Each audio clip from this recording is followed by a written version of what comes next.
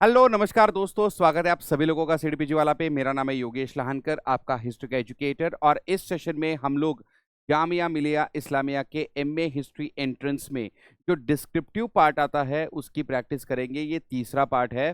तीसरे पार्ट के बाद मैं अब बच्चों से फिर से इस सेशन के एंड में पूछूंगा जरूर कि क्या आपको ऐसे पार्ट्स और भी चाहिए होंगे। एंड बाय द वे, अगर आपको ये वाली पीपीटी चाहिए होगी तो आपको क्या करना पड़ेगा, आपको मेरा ये जो टेलीग्राम चैनल है इसको ज्वाइन करना होगा। इस टेलीग्राम चैनल के ऊपर ये वाले पीपीटी मैं ज़रूर से वहाँ पे अपलोड करने वाला हूँ। ये पीपीटी आपके लिए क्यों इंपॉर्टेंट रहेगी, क्योंकि मैं यहाँ पे क्या करता हूँ, आपके साथ केवल ब्लूप्रिंट को डिस्कस करता हूँ। इसी ब्लूप्रिंट के आधार के ऊपर किस प्रकार से क्वेश्चंस को लिखा जा सकता है ये भी मैंने इसी पीपीटी में देख रखा है। तो अगर आपको उसको एक्सेस करना है तो उसके लिए आपके पास ये पीपीटी होना आवश्यक है। और पीपीटी चाहिए तो इस पर्टिकुलर ग्रुप को आपको जरूर से ज्वाइन होना है। हमने पिछले सेशन में क्या देखा था, पार्ट 2 में इसी पद्धति का हमने एक पार्ट 2 लिया था। और इस पार्ट 2 में हमने 3 क्वेश्चंस के ऊपर चर्चा करी थी। इसके ब्लूप्रिंट्स मैंने आपके साथ डिस्कस करे थे।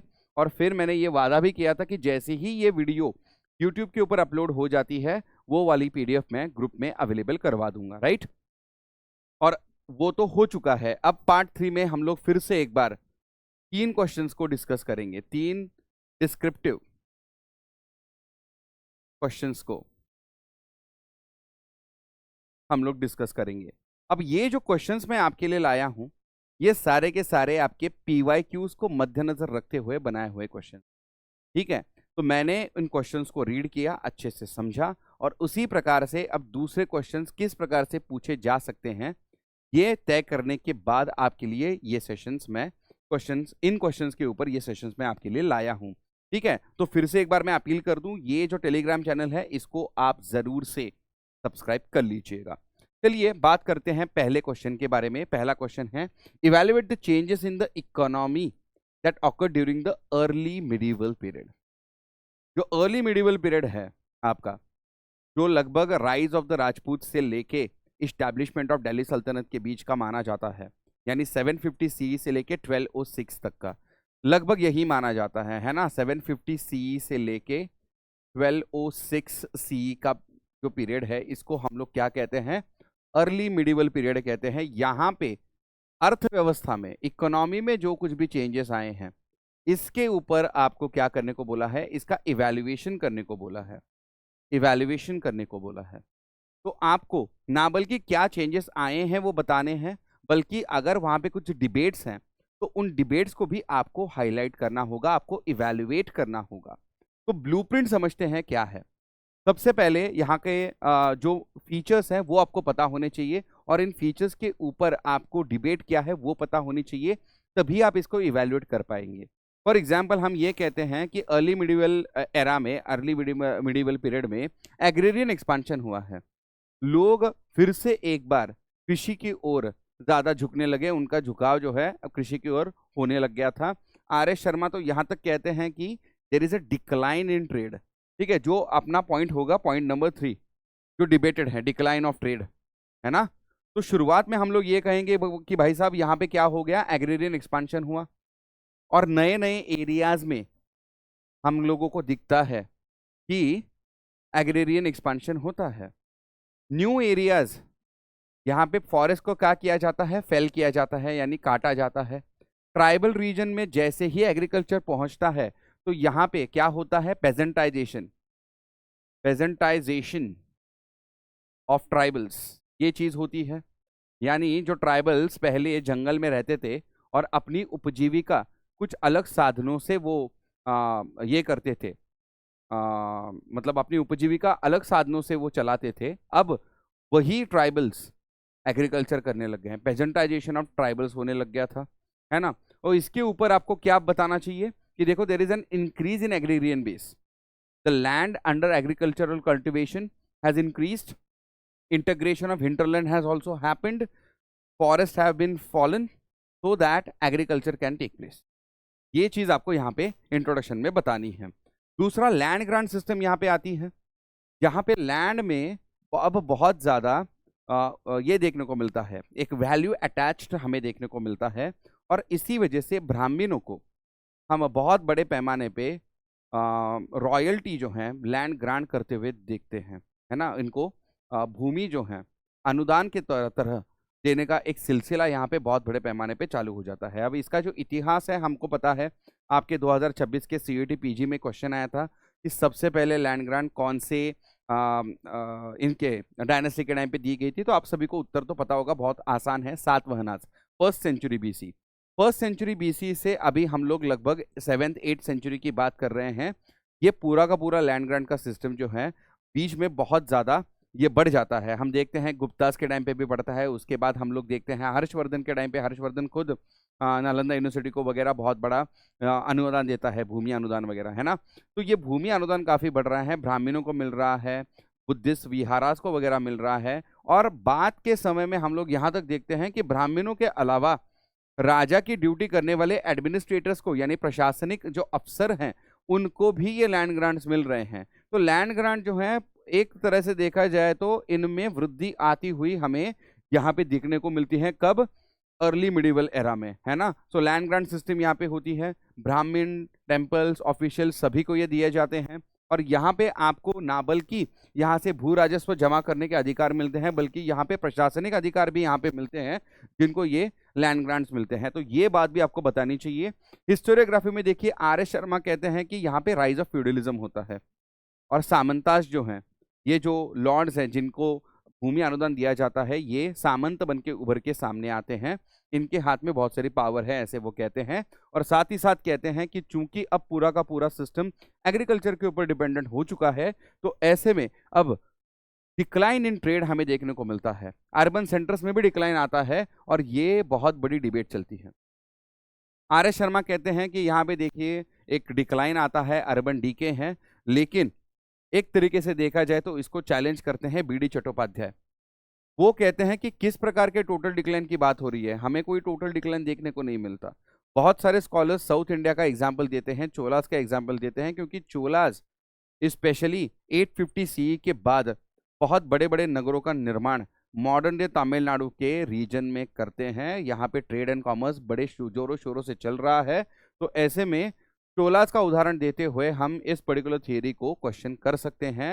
एंड साथ ही साथ ये जो सेल्फ सफिशिएंट विलेज इकोनॉमी के बारे में जो बात होती है, इसको भी बहुत बड़े पैमाने पे क्वेश्चन किया जाता है।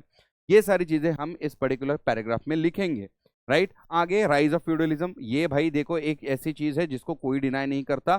First century BC onwards we see there is a rise in samantas and महासामंतास।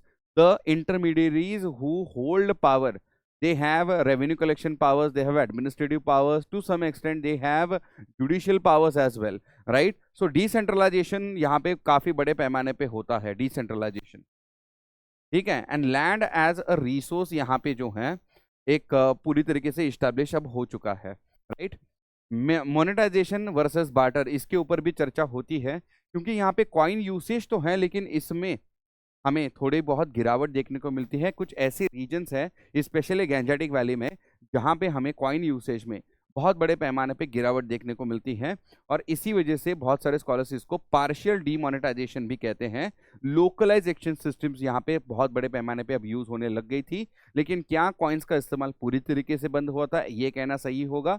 नहीं होगा, राइट। रीजनल वेरिएशंस हमें देखने को मिलते हैं, ये काफी इंपॉर्टेंट पॉइंट है। और ये वाला जो पॉइंट है, ये स्पेशली अर्बन डिक्लाइन को या फिर decline in trade and commerce को भी चैलेंज करता है, क्योंकि साउथ इंडिया में हम चोलास के मैरिटाइम लिंक्स के बारे में बात करते हैं, उनके नगरम्स के बारे में बात करते हैं। Economy was not uniformly declining in the Gangetic valley, perhaps there were actually a few cities that were declining. B D. Chattopadhyay तो यहाँ तक बोल देते हैं कि देखो, there are certain cities that were declining, but there were others that were also rising within North India. And when we come down to South India, especially in the Tamilakam region, यहाँ पे हम लोगों को देखने को मिलता है कि 9th सेंचुरी ऑनवर्ड्स काफी बड़े महानगरों का निर्माण यहाँ पे चोलास के अंडर हो रहा है। इस प्रकार से इकोनॉमिक बदलाव के बारे में आप यहाँ पे बात कर सकते हैं। तो ये जो 6 पॉइंट्स हैं, इन्हीं को मैंने इन पैराग्राफ्स में इन डिटेल लिखा है। तो ये लगभग 250 वर्ड्स के आसपास है, आपको 200 से 250 शब्दों के भीतर ये लिखना होता है। ये आप जरूर से कंसल्ट कर सकते हैं, ठीक है बच्चों। चलिए क्योंकि मैं ज्यादातर ब्लूप्रिंट ही डिस्कस करता हूं, तो आपको जो क्वेश्चन का आंसर है आपको खुद पढ़ना है, ठीक है। चलिए आगे बढ़ते हैं। Given account of the decline of Vijayanagar बोला है। विजयनगर साम्राज्य के पतन के कारण जो है उसका एक अकाउंट दे दीजिए। एग्जैक्टली क्या हुआ था, किस प्रकार से ये पूरा का पूरा पतन जो है सामने उभर के आता है। तो इसके कुछ पॉइंट्स हैं। पहला पॉइंट है बैटल ऑफ तालीकोटा 1565। इसको टर्निंग पॉइंट बोला जाता है, जहां पे डेक्कनी सल्तनत जिसकी अगुवाई ज्यादातर विजापुर ने करी थी, इसने क्या करा, इसने ये करा, विजयनगर के ऊपर ना बल्कि आक्रमण किया बल्कि उसका पूरी तरीके से डिस्ट्रक्शन भी करा। यहाँ पे एक मिलिट्री कोलैप्स हमें देखने को मिलता है। राम राया जो है यहाँ पे हार जाते हैं। डिस्ट्रक्शन ऑफ द कैपिटल होता है। लगभग एक वीक कंटिन्यूसली डेक्कनी सल्तनत के फोर्सेस विजयनगर की कैपिटल विजयनगर सिटी को लूटते हैं कंटिन्यूसली 7 दिनों तक, है ना। पूरी तरीके से ये कैपिटल जो है तहस नहस कर देते हैं। लेकिन ये जो है ये बात का टर्निंग पॉइंट है। इसके पहले से ही हमें विजयनगर में किसी ना किसी प्रकार से पतन के कुछ अंश जो हैं दिखते हैं, जैसे कि weak successors and political instability. देखिए बैटल ऑफ तालीकोटा के बाद में तो ये बात सच है, लेकिन इसके अलावा हमें ये बात तो हमें ये समझना होगा कि specially after the death of Krishnadevaraya in 1529 उसके बाद भी ऐसा कुछ खास विजयनगर के साम्राज्य में बचा नहीं था, ठीक है। तो ऐसे में decline of the central authority is somewhat true specially after the death of Krishnadevaraya in 1529। Rise of nayaka system. See nayak system पहले से ही अस्तित्व में थी, ऐसे कुछ नहीं है कि ये अभी अस्तित्व में आई है बैटल ऑफ तालीकोटा के बाद में। लेकिन जिस प्रकार से विजयनगर के जो सम्राट थे वो इन नायकों के ऊपर अपना वर्चस्व प्रस्थापित करे हुए थे, उसमें बहुत बड़े पैमाने पे हमें गिरावट देखने को मिलती है, specially after battle of Talikota, ठीक है। तो ये पॉलिटिकल इंस्टेबिलिटी जो है ये एक्चुअली प्रोविंशियल गवर्नर्स को एक ऑटोनॉमस बनने के लिए बहुत बड़ा एक आउटलेट पैदा करके देती है। And fragmentation of the empire होता है। इसी के ऊपर फिर बर्टनस्टाइन जो है ये फ्रैगमेंटरी स्टेट मॉडल के बारे में बात करते हैं। फ्रैगमेंटरी स्टेट मॉडल, है ना, इसके ऊपर बर्टनस्टाइन बात करते हैं। Next up economic decline. अब देखिए विजयनगर ये एक बहुत ही ज़्यादा ट्रेड एंड कॉमर्स के ऊपर डिपेंड करने वाला एम्पायर हुआ करता था, लेकिन जैसे ही यहाँ पे स्लोली इकोनॉमिक डिक्लाइन आने लगता है वैसे वैसे विजयनगर का एक जो इकोनॉमिक स्टेचर है उसमें हमें कमी आती हुई दिखती है। There is market disruption to the trade and agriculture after invasions. Continuous battle होने की वजह से डेक्कनी सल्तनत के साथ जो बहामनी है और उसके बाद बहामनी का जब विभाजन होता है 5 दक्कनी सल्तनतों में उनके साथ, तो इसकी वजह से इकोनॉमिक डिक्लाइन आता है। Weakening of the revenue base होता है। एग्रीकल्चर जो है काफ़ी ज़्यादा डिक्लाइनिंग में है। And then continuous external pressure. Deccani सल्तनत के साथ जो आप कंटिन्यूस युद्ध करते हो इसकी वजह से आपकी मिलिट्री पावर ड्रेन होती है, फिनेंशियल रिसोर्सेस आपके ड्रेन होते हैं। युद्ध करना इतनी आसान चीज़ नहीं होती। के नीलकंठी शास्त्री बोलते हैं कि भाई देखो battle of Talikota turning point है, ये डिसाइसिव तो है लेकिन ये इकलौता कारण नहीं है, इसके अलावा भी बहुत सारे कारण थे। Decline was gradual, it was not sudden. While it might appear कि battle of Talikota was the final you know nail in the coffin of the Vijayanagar empire's overall existence, it is actually not so. Battle of Talikota ये एक तात्कालिक कारण माना जा सकता है, लेकिन इसके पतन के पीछे बहुत सारे इंट्रिंसिक कारण थे जिसको हमने यहाँ पे डिस्कस कर ही लिया है ना। तो ये 6 पॉइंट्स जो हैं इसको मैंने 3 स्लाइड्स में डिवाइड करके आपको 250 वर्ड्स का ये पूरा का पूरा आंसर दिया है, ठीक है। तो यहाँ पे आपको एक बात को जरूर नोट करना है कि विजयनगर जो है इसका जो डिक्लाइन होता है it was not a sudden event but the result of cumulative military political and economic factors, ये आपको बताना है। And Talikota is actually what, it's a catalyst, it's a तात्कालिक कारण जिसे हम कहते हैं वो था, राइट। चलिए थर्ड क्वेश्चन के ऊपर चर्चा करते हैं। Role of education in the growth of national movement. ठीक है, नेशनल मूवमेंट में एजुकेशन का क्या रोल था, इसके ऊपर आपको डिस्कशन करना है। देखिए ये आपका एक्शन वर्ब है, आपको क्या करना है बताता है, डिस्कस करना है, यानी आपको जो कुछ भी पॉइंट्स इसके ऊपर पता है वो पॉइंट्स आपको एग्जामिनर के सामने रखने हैं बस। तो डिस्कस जो होता है इसका मतलब ये होता है। Spread of modern western education हो गया। रोल ऑफ एजुकेशन में देखिए, भारत में मॉडर्न वेस्टर्न एजुकेशन आया, इंग्लिश एजुकेशन आया, नए सब्जेक्ट्स यहाँ पे सिखाने लग गए, जिसकी वजह से भारतीयों के बीच में अब विज्ञान को और लिबरल थॉट्स को एक नई जगह मिली।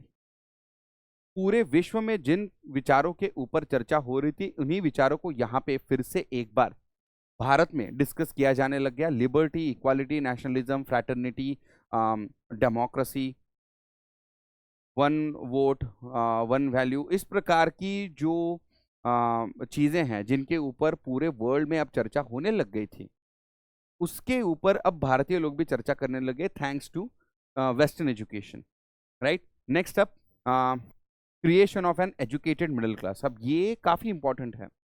जर्नलिस्ट, एजुकेशनिस्ट, लॉयर्स, ऐसे बहुत सारे भारतीय लोग जिन्होंने वेस्टर्न एजुकेशन लिया था, इन्होंने अपनी प्रोफेशनल डेवलपमेंट काफी अच्छे तरीके से कर ली। इसमें जो लॉयर्स एंड टीचर्स थे, इनका योगदान तो भारतीय, वैसे जर्नलिस्ट भी, तो भारतीय जो नेशनल मूवमेंट है इसमें इन सबका योगदान बहुत बड़ा है। आपको अगर याद होगा तो हमारे जो संविधान निर्माण करने वाले जो लोग थे ज़्यादातर लॉयर्स ही थे। हमारी जो ये थी कॉन्स्टिट्यूएंट असेंबली थी, उसमें सबसे ज़्यादा रिप्रेजेंटेशन लॉयर्स का था। देखिए गांधी लॉयर हैं, नेहरू लॉयर हैं, B R Ambedkar ji lawyer हैं, सारे के सारे जो टॉप जो आपकी लीडरशिप थी एक टाइम पे लॉयर्स की हुआ करती थी, है ना। सो लॉयर्स, इन्होंने काफ़ी ज़्यादा ये किया है। इनको क्या मिला है, इनको वेस्टर्न एजुकेशन मिला और इसकी वजह से ये मिडिल क्लास पैदा हुआ भारत में, ठीक है। They became the leadership of the national movement in India, obviously, जो मैंने अभी पॉइंट आपको क्लियर किया। Political awareness and national consciousness, भारतीय लोगों को स्लोली ये पता चलने लग गया कि वो कहाँ पे लैकिंग है और इनको क्या एग्जैक्टली करना चाहिए। इन्होंने भारतीय और पूरे विश्व का इतिहास पढ़ना शुरू कर दिया, इन्होंने राजनीति विज्ञान को भी पढ़ना शुरू कर दिया। Development of anti colonial critic यहाँ पे होता है। इसकी वजह से अपने खुद के इतिहास को पढ़ने के बाद लोगों के मन में एक आत्मविश्वास आया। वर्ल्ड की पॉलिटिकल थियरी को पढ़ने के बाद उनको ये पता चला कि पूरे वर्ल्ड में किस तरीके की राजनीतिक व्यवस्थाएं अस्तित्व में हैं और उनमें से सबसे बेहतर कौन सी हैं, भारत के लिए कौन सी बेहतर साबित होंगी। और इसकी वजह से उन्होंने औपनिवेशिक शासन के ऊपर तंज कसना शुरू कर दिया। एंटी कॉलोनियल क्रिटिक यहाँ पे आया। इसका सबसे बेहतरीन उदाहरण है मॉडरेट्स के द्वारा किया गया इकोनॉमिक क्रिटिक ऑफ कॉलोनियलिज्म, है ना, इकोनॉमिक क्रिटिक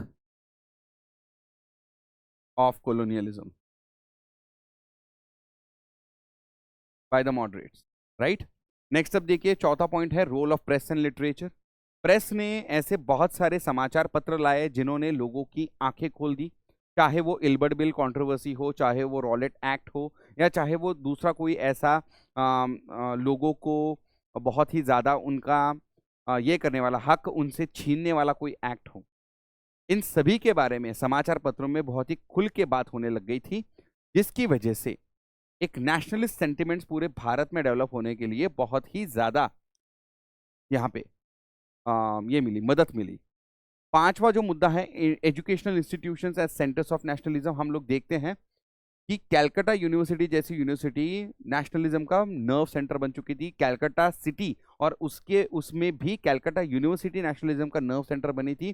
शायद यही एक कारण था जिसकी वजह से 1905 में बंगाल का विभाजन भी करने का मंसूबा अंग्रेजों ने बनाया था, जो कि बाद में उनको वापस भी लेना पड़ा था, राइट। तो universities and colleges became hubs of political debate. चाहे वो बनारस हिंदू यूनिवर्सिटी हो, अलीगढ़ मुस्लिम यूनिवर्सिटी हो, कैलकाटा यूनिवर्सिटी हो, बॉम्बे यूनिवर्सिटी हो, हर जगह पे एंटी कॉलोनियल वातावरण की निर्मित होते हुए हम लोग देखते हैं। और इनके ऊपर ब्रिटिश किसी ना किसी प्रकार से अब कंट्रोल लाने की कोशिश करते हैं। ये यूनिवर्सिटीज यूथ को मोबिलाइज करती है, और जब यूथ मोबिलाइज होता है तब देश में एक academic, intellectual and political churning होती है ये ब्रिटिशों को पता था, और इसी वजह से इन यूनिवर्सिटीज के ऊपर कंट्रोल पाने के लिए ब्रिटिशों ने बहुत सारे एक्ट्स पास किए हुए भी हमें नजर आते हैं। फाइनली देखिए, rise of national education movement.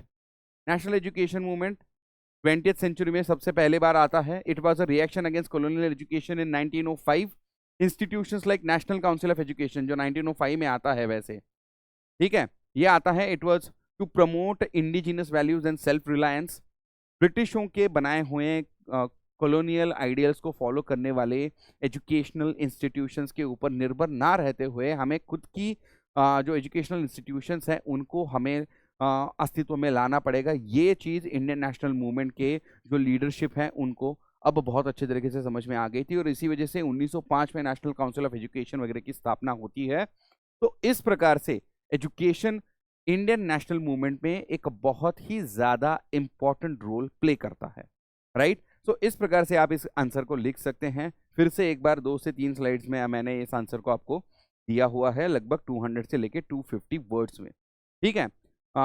तो अगर आपको ये पीपीटी चाहिए होगी तो आपको क्या करना पड़ेगा, इस पर्टिकुलर क्यूआर कोड को आपको स्कैन करना पड़ेगा। स्कैन करके ग्रुप को ज्वाइन कर लीजिएगा। ये पीपीटी आपको इस पर्टिकुलर सेशन के प्रीमियर के बाद ग्रुप पे मिल जाएगी, राइट। चलिए, होमवर्क में एक काम कीजिएगा। सबसे पहले practice 3 more questions, 3 more descriptive questions for JMI, Jamia Millia Islamia MA history entrance.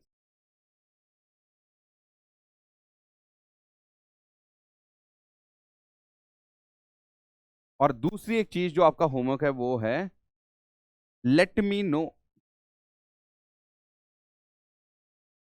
कि अगर आपको और ऐसे सेशंस चाहिए, क्योंकि ऑलरेडी ये तीसरा सेशंस मैंने बनाया है।